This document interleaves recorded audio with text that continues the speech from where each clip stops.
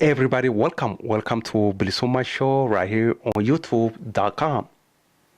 The UDJ's leaders led Amara people protest against Mr. Alemnew Mekonnen. Mr. Alemnew was accused of disrespecting Amara people. When asked to apologize to Amara people for what he has said, Mr. Mekonnen refused to apologize to Amara people.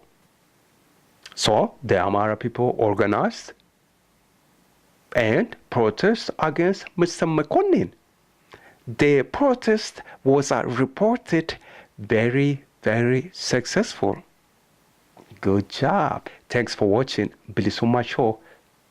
If you want to read more about protest against Mr. Mekonnen over the weekend that took place in Bahir Dar city, you could follow the link below here.